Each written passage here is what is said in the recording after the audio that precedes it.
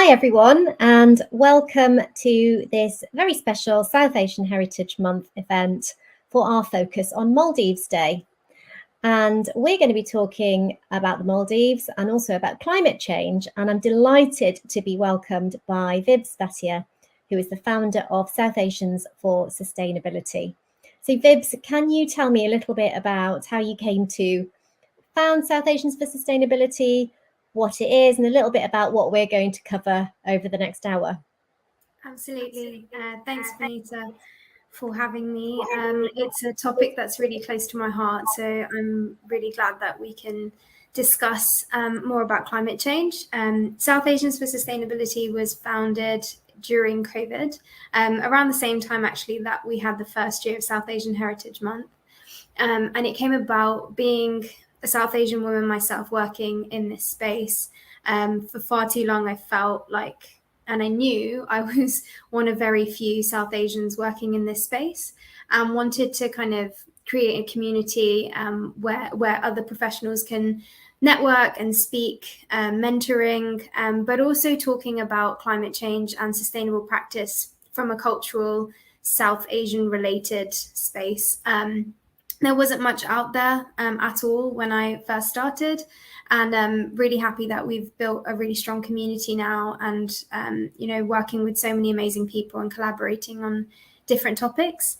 So that's how Souths came about, and particularly today with the focus on Maldives, I wanted to really discuss kind of what climate change is, what it means for Maldives community, because they are one of the first of the South Asian regions already impacted by climate crisis and the different changes that are coming about in their environment.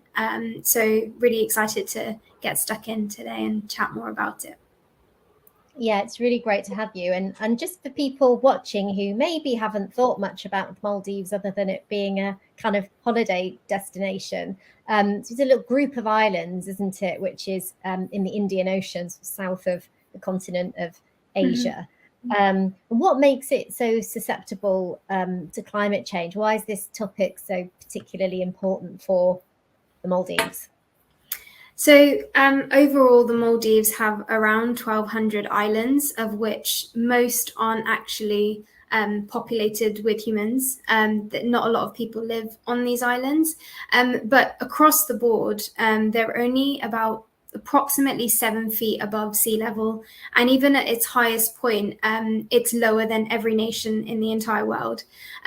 So to give a comparison, the UK is, I think, 15 feet above sea level, whereas most places in the Maldives are just 7 or 8 feet above sea level, which essentially means that the more climate crisis events that are occurring, the more flooding, sea levels rising is always a huge thing that's spoken about in the media.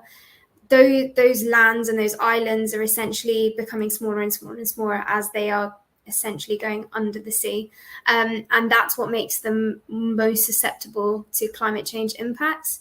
For those who don't know, when we speak about climate change, it's kind of, there's multitude of different streams of climate change. You might have heard of the word biodiversity loss, which essentially means plants, trees, animal species, they're all kind of reducing in size or going extinct. And then you might hear about carbon emissions or methane. And essentially everything is quite interlinked in that it's impacting environment and the way we see the world quite strongly. And climate change essentially is carbon emissions gases in the air increasing, which is causing a lot of our Earth to heat up. And it's multitude. I mean, with deforestation, so when trees are cut down, there's more carbon that's then released into the atmosphere and less that's taken out. So it's quite a cyclical, interlinked issue and emergency that's happening for those who don't know about it or haven't heard about it. But with the Maldives, I'd say the sea level rising is something that's of most risk to the region. And something that was quite fascinating as I was reading up more about it is that back in 2009, I think, so nearly 12 years ago, the president actually held a meeting, a cabinet meeting underwater, to raise awareness and to show the stark reality and the threat that they face. And that was 12 years ago, when, you know, climate change, ESG, sustainability weren't hot topics. And that shows, as a community, that the Maldives society, communities are really facing the brunt of this, and they've known it for a very long time. So it's, yeah, super important to kind of address that. Yeah, I guess for people living on the islands as well, because I was having a look earlier on, and there's a population of about 500,000 people. So it's not an insignificant number of people who live across those islands. And actually, that uncertainty for them, and perhaps watching on the rest of the world and sort of asking, what are we doing about this? You know, it must be really quite scary. I mean, what's the plan? I mean, do we have a plan to help these nations? Because, you know, someone who doesn't know an awful lot about climate change, I'm concerned about it. I'm someone who cares about it. I want to do more. I want to understand more. But it's one of these topics that just feels a little bit overwhelming. It's really big. How have the world's nations come together to do anything meaningful, like from that meeting 12 years ago? Have we done anything since then? So there's a lot that you might hear about that's covered in the media about United Nations, COP26, for example, last year, which is a conference that's held with all nations who come and basically discuss and debate what should come about. Famously, people know about the Paris Agreement, which was conducted many years ago now. But there is that infrastructure in place. I think the issue is, are South Asian regions and places like the Maldives given a true platform and a stage to highlight the issues that they are already facing? And a broader theme here is on climate justice. And we'll move on to talk about climate refugees and displacement a bit later. But essentially, climate justice is, when we think about the Industrial Revolution and the times where countries in the global north, so the north of the equator, UK, USA, etc., were really developing. At that time, what allowed them to develop was obviously fossil fuels, and a lot of energy production, which allowed them to develop as nations. Now, because of all of those emissions that have happened over the last, multiple decades, there's been a rise in climate change impact and the climate emergency. Global warming has come about because of that. But when you look at the development between the nations, so when you look at the global south, all of South Asia falls into that category. They haven't developed or had the opportunity or resources that we have had being in the UK, because that development hasn't been there. And despite all of that development happening, that progress happening in the global north, we are essentially responsible for a lot of what's happening now, what we see, the changes happening in the environment. But yet the brunt of it is faced by those in the global south. And that is the biggest thing about climate justice. So you have communities like those in the Maldives.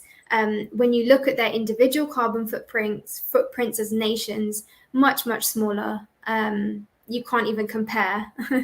And they are then facing the brunt of this, where they are being resettled. They're being pushed out of their communities where they live, what they call home, because of the issues that have been created by essentially the global north, large corporations and government. So it's overwhelming, and it is a lot that I think our communities don't necessarily know much about, because it's not spoken about in this way. When you think of the Maldives, perhaps even people within South Asia, when they think of the Maldives, they see the tourist pictures, they see the resorts and the luxury kind of travel elements. But what about the communities on the ground who, are dealing with this on a daily now, and are having that, I guess, anxiety and awareness that what's coming, the threat that's ahead of them? It is really quite scary. And it does really sort of hark back to our colonial and imperial past, doesn't it, of the luxury. And when I think of the Maldives, I certainly think of these beautiful hotels, and it's a whole, as I said at the start, holiday destination, and the local people are obviously subservient to whoever is coming to visit, without that thought to, well, actually, what are we doing to protect the future of these nations? And it does make you sort of stop and think when you hear it described in those terms. And what do you think that our theme this year for South Asian Heritage Month is Journeys of Empire. Do you think that colonial, that imperial sort of past has had a big influence, not just on the Maldives in terms of climate change, but also the other regions of South Asia? I think absolutely. Whether or not there are journals and studies out there on this, it goes without saying, like we touched on Industrial Revolution earlier, and I was mentioning that there is definitely a theme here, and British ruled over the Maldives back, I think it was 1976 they gained independence. Correct me if I'm wrong, but up until that point, whether or not you can say there's a direct link with climate change, when you look at the ways these nations developed, it's obviously off of the back of what we know to be colonial history and the regions and everything that was taken away, essentially. So there is no doubt that there is a theme, there's indirectly. And when we think of wider South Asian regions, whether it's factory garment workers in Bangladesh, where there's a huge crisis at the moment on equality and so the social element of ESG, how is it impacting human beings? This is all interlinked. When we think about migration stories of our ancestors coming across, the psychological impacts of that migration and what they dealt with, how that's translating into behaviors today, like sentimental hoarding, how that essence of saving every ounce of everything, really, although that's sustainable inherently, there's a lot of trauma associated to it as well. And I think all of these issues are really interlinked on a human experience level.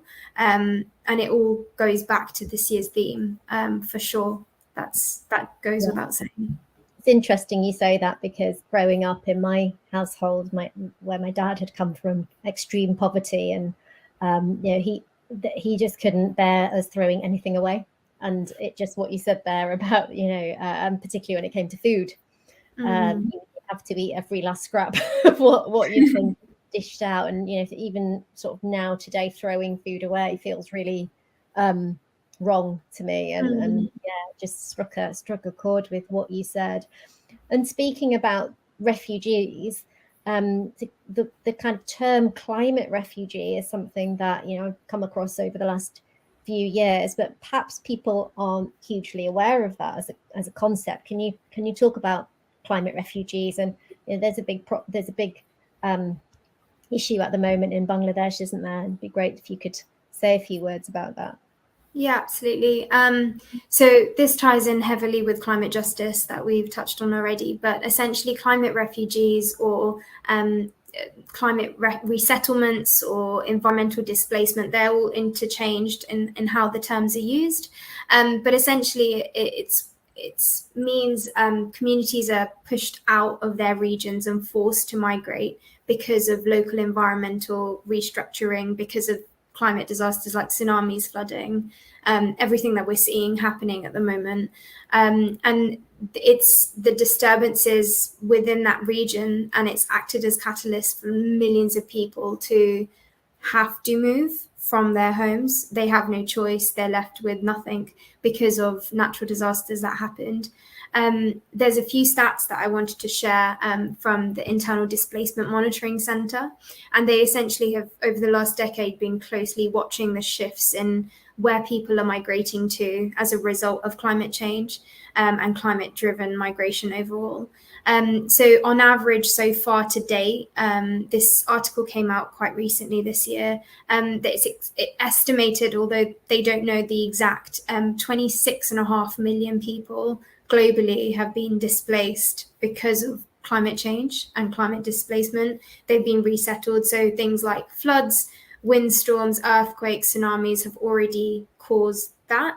And the more and more these events are occurring, as we all see and hear in the news, forest fires, etc., particularly in the UK, just these last 2 weeks, it's impacting more people. But the stark stat that really stood out to me was just talking about India.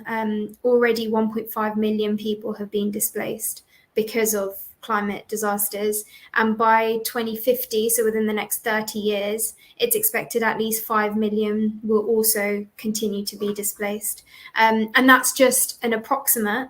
And if we were to go by scientific predictions thus far, everything that, I think there was a meme going around recently of a 2001 weather prediction for the UK where it showed by 2050 we'd have the temperatures that we just had last week. So predictions are there and they inform us, but they're coming a lot sooner. And this isn't meant to scare anybody or create, like huge fear, or it is just what the science is telling us and what is already happening. We know it's happening. So when you think of like the human impact again, let's go back to that. You've got 5 million people within the next 20 to 30 years that are going to be displaced. And that's just a given, whether it's droughts, flooding, you name it, that is causing these people to shift. And then you think to yourself, what can I do? What is it that, in this situation, it can be really overwhelming, is just such a stark reality of what's coming, and we don't talk about it enough. And these stats are impacting our communities.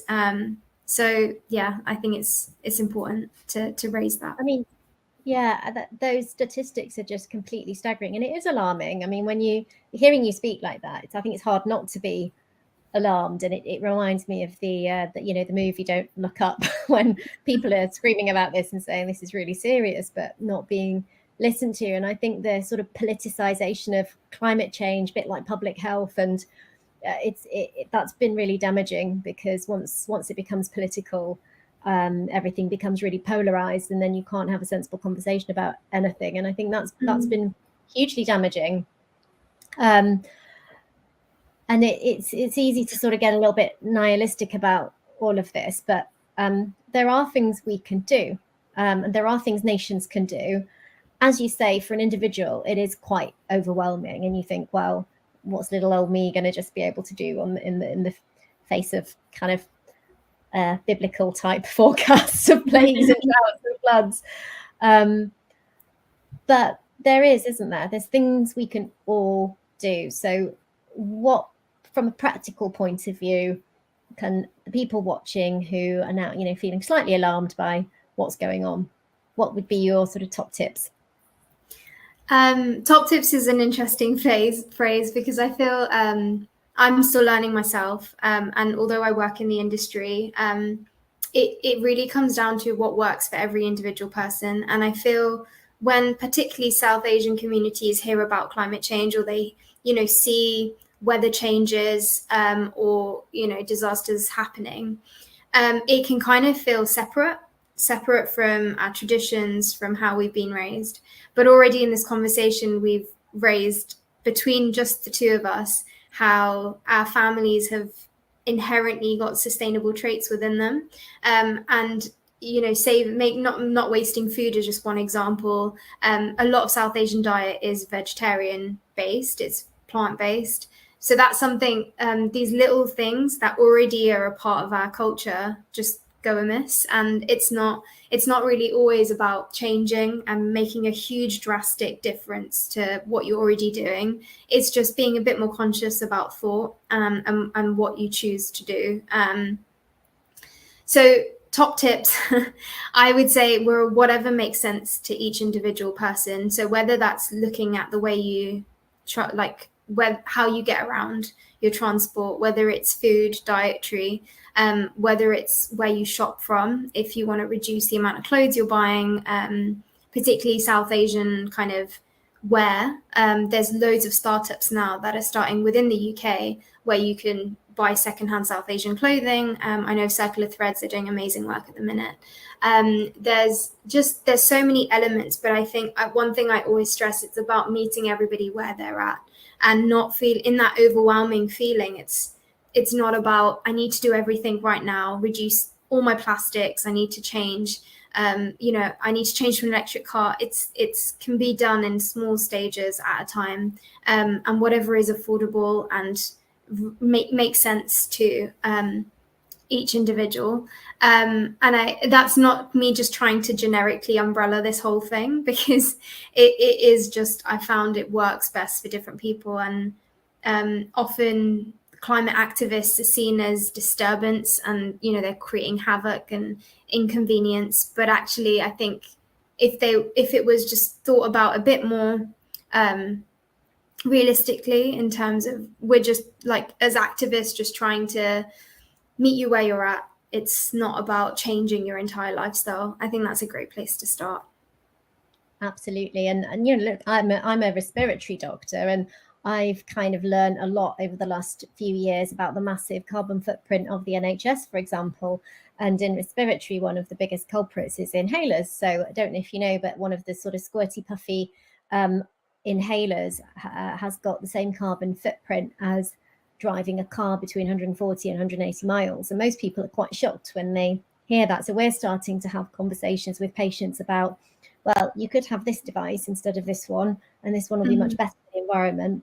And so there's sort of, if every industry looked at its carbon footprint and tried to do similar sort of things, we could collectively make a really big difference. And from a personal perspective, I think a really key turning point for me was Planet Earth, Blue Planet Earth, the David Attenborough series a few years ago. It was just really absolutely incredible.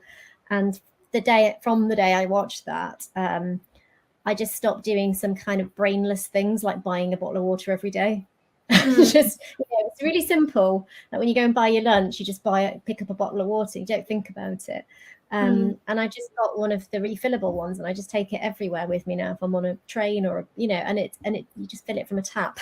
And I've probably saved loads of plastic that way. And it's just one small thing that one person can do, but if everyone did it, would make a big difference. But I think talking to say my parents about climate change and making those sorts of changes, I can just imagine the sort of reaction they would have. But I'm hoping that the younger generations are definitely more switched on. So how do people get involved in your campaign, Vibs?